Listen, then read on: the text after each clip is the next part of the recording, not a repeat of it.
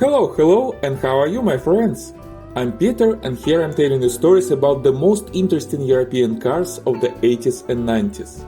Today we are talking about a rare car that was called an ultimate drive in its commercial, but unfortunately wasn't much appreciated by customers. The TVR Tasmin, also known as 280i. But before we start, don't forget to subscribe to my channel to never miss a new video. We almost got to 1000 subscribers, let's get there together. And if you already subscribed, thank you so much. Now, let's get back to the car. I'm not sure how many of my American viewers are familiar with the TVR brand, but it was huge in the British sports car industry one day. TVR actually sold cars in the US before the middle of the 80s, and the Tasmin, by the way, was the last TVR car sold in the US. If you want to know more about TVR as a company and the difference between TVR and TWR, I recommend you to take a look at a very good video on the Big Car channel. I will leave the link in the description. Let's just say that the company was founded in 1946, and by the end of the 70s it had a brilliant history, a great reputation in the sports cars market, and a very poor financial situation. The development of the Tasmin started in 1977. The idea was to step aside from the previous generations of TVRs, such as Vixen or M series, which were really cool cars, by the way.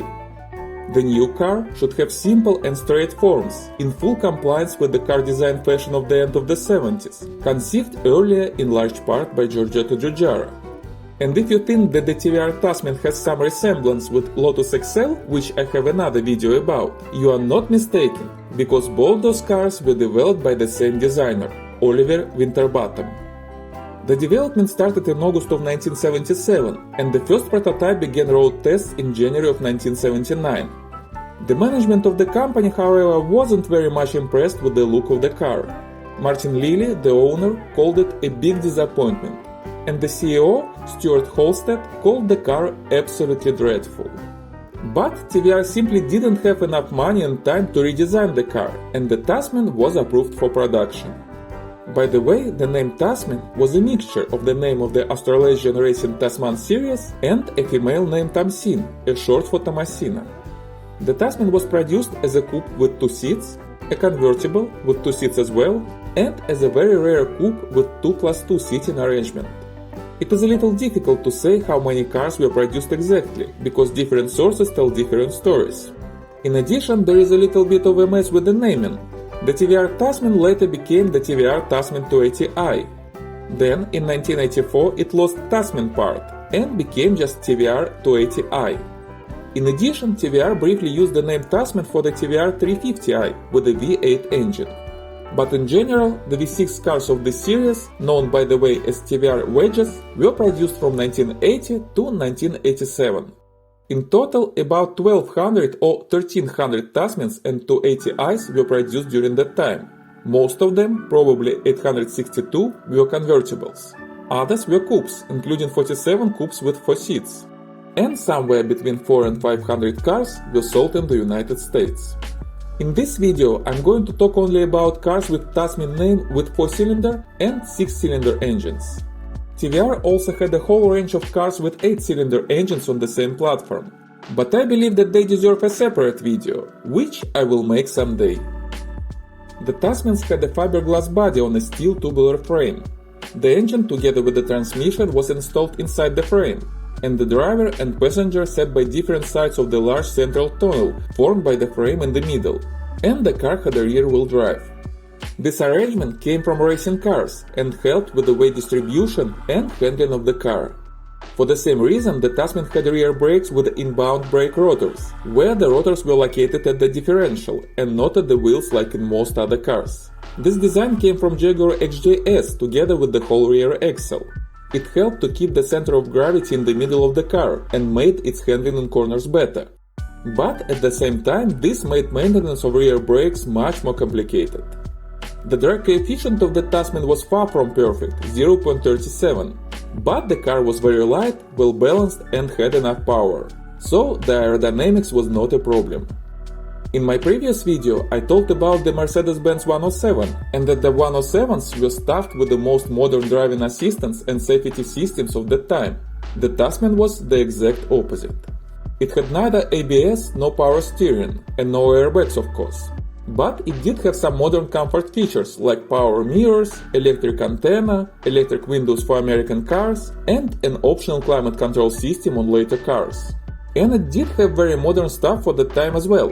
It was the first production car in the world with a bonded windshield. And it has only one windshield wiper, like on the newest Mercedes cars of that time. So, the lack of driving assistance wasn't a bug, it was a feature, deeply based on the philosophy of TVR, to give the driver the purest driving experience possible. All Tasmins were hand-built, and here I mean they were ultimately hand-built, from scratch. The steel pipes of the frame were cut and welded manually. The fiberglass of the body was laid by hand, and the polyester resin was applied literally with a brush. The body was hand-sanded, and then painted also manually with a spray gun. This means that if you see the Tasmin, you may look at it and realize that any single part of it was made someday by a real person, with their real two hands. This means that every car had a real human touch on it. This also means that no two Tasmins were made absolutely identical. They all are a little unique in some details. Each car has its own personality and soul. In addition, the car itself was a kind of a Liga, built from parts sourced from many other cars: Ford, Jaguar, Renault, Peugeot, Lotus, Triumph, Rover, and even DeLorean. And those parts change from time to time, depending on their availability, making each Tasmin unique in something. The ultimate hand-built approach also, unfortunately, meant that the building quality of TVRs was not perfect. Even Aston Martins of that time, also hand-built, had some quality issues. And TVR didn't have the budget of Aston Martin and couldn't pay its workers the same salaries as Aston Martin. So, the building quality of exact cars could vary a lot from assembler to assembler and from shift to shift, and that negatively influenced the reputation of the Tasmin and the sales. But all Tasmins were tested personally by the production director and managing director of the TVR before leaving the factory. At least so it was said. So, the car with really significant production defects couldn't get out of the door. Disregarding the already mentioned 350i, the Tasmin had two engines. The first and the most popular one was a 2.8-liter V6 engine from Ford, known as Ford Colonne engine. That was used in Ford Ranger, Ford Bronco, Ford Mustang, and several other cars, including Bandwagon 206. In the Tasmin, this engine with mechanical fuel injection at first produced 160 horsepower, a top speed of 209 km or 130 miles per hour, and 0 to 60 miles per hour in 7.8 or 8 seconds by different sources. In 1984, the updated Tasmin Series 2 appeared, and the V6 engine lost a little bit of power. Now it had 150 horses, a top speed of 206 km or 128 miles per hour, and 0 to 60 in 8.3 seconds. The second engine, appeared in 1981, was a 2-liter inline 4-cylinder carbureted engine, also from Ford, known as Ford Pinto engine. The Tasmin shared it with Ford Capri, Ford Escort, Ford Granada, and several other Ford cars. With this engine, the Tasmin had only 100 ponies, a top speed of 177 km or 110 miles per hour, and 0 to 60 miles per hour in 9 seconds. Still not that bad for the beginning of the 80s, thanks to the very light weight of the car.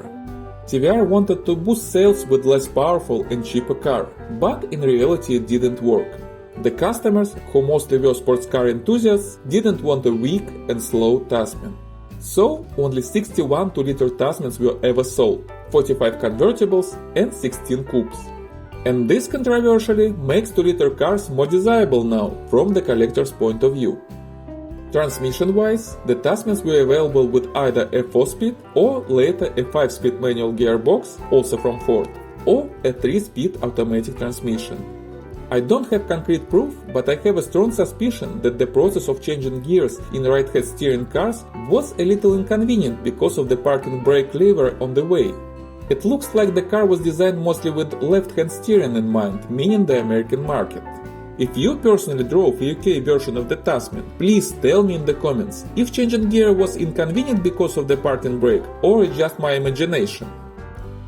Drive the ultimate. That's what TVR said in the TV commercial for the Tasmin, promising perfect performance and driving experience. And you know what? It wasn't that far from reality actually. Well, I wouldn't call the Tasmin a real ultimate drive. There were a lot of cars in the 80s that probably had better performance, but the Tasmin wasn't bad at all. The weight of the car was only 1074 kilos or 2300 pounds, and 160 horses of the V8 engine were more than enough for acceleration and for keeping the race pace both on a track and on a curvy country road. In addition, the car was very well balanced, with great weight distribution between the axles and the center of mass close to the center of the car itself. This made even this light and powerful rear-wheel drive car predictable in corners but still very enjoyable for drivers. And it was a very pure driving experience. No electronic systems, no power helpers, just you, the engine and the road. The Tasmin had a really beautiful sound of a racing car. The suspension was simple, with double wishbones in the front and semi-trailing arms in the rear, but it did its work right. And disc brakes on all four wheels provided enough stopping power when needed. So I don't know about Drive the Ultimate, but the Tasmin was a very funny little car. Despite the rather small size with a length of 4.2 meters or 165 inches, the Tasmin was a relatively spacious car for a driver, well, at least in length. I know that even drivers of 6 foot 4 inches tall didn't have issue with the leg space. The width of the seat is another thing. The driver and passenger were limited by a high central tunnel and relatively thick doors accommodating steel safety beams inside, so it wasn't a car for a very body positive person, but it still was a great toy. However, this toy wasn't very affordable. The price for the V6 280i version started from £12,000 in the UK. It's about $47,000 in today's money. In the US, the Tasmin cost even more, from $25,000 in 1981, equal to $85,000 today. The 200 4-cylinder version was sold just below £10,000, but it still was expensive considering the limited capabilities of the car. TVR knew that the price was a little too high, so they put marketing emphasis on the exclusivity of Tasmins. In the same TV commercial, they proudly said, only 500 TVR Tasmins are built every year. But in fact, they didn't build even that number of cars due to low demand from the customers. In addition, the economic situation was really difficult both in the UK and the US at the beginning of the 80s. In the first years, TVR produced just around 100 Tasmins per year, which nearly killed the company. As a result, at the end of 1981, Martin Lilly had to sell the company to wealthy businessman and TVR customer Peter Wheeler. The business became a little better under new ownership, especially with the introduction of V8 cars. But still, less than 1300 Tasmins were produced during 7 years of their production life. I'm sure that the low number of the produced cars didn't bring a lot of joy to the owners of TVR company. But it makes Tasmins extremely interesting for collectors now, especially considering their relatively low price. And the fact that TVR used in Tasmins parts of many other cars actually helps owners today. Despite the hibernation of TVR itself as a company, most parts for their cars are relatively available and not that expensive. But if you want to buy a Tasmin, take a very thorough look at the frame. The body is made of fiberglass and it doesn't have problems with rust. It may have some cracks, but fiberglass is relatively easy to repair, trust my experience. However, the frame is made of steel, and TVR didn't care much about its protection from rust. In some cars it wasn't painted at all, so the frame may have real issues with corrosion. And the tubular frame is the main power element of the body here, so you want it to be in good shape in all meanings. To summarize, the Tasmins were very interesting cars with difficult fate, dubious quality, but really cool driving experience. And by the way, there is a really great owners community around the Tasmin and TVRs in general, maybe one of the most supportive ones. And if you are looking for a cool British driving experience for affordable money, you know what to do. Drive the ultimate. About 35% of Tasmins were sold in the United States during their production time. So, if you want to buy one in the US, you, theoretically, can find one here.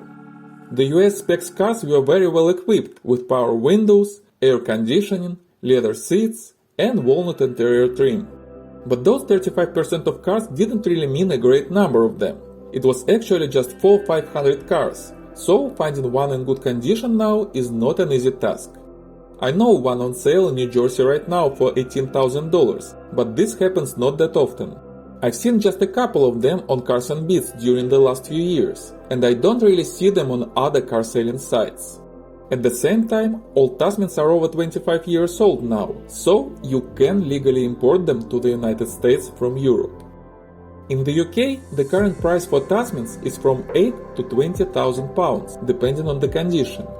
In continental Europe, the price is from 9 to 20,000 euros. But the offer is very limited in both cases, so you don't have a lot of choice. I think that the Tasmin is still much undervalued. This car was a little controversial in its quality and using parts from other cars, but it is a car that is very cool to drive, and the number of produced and survived cars is extremely limited.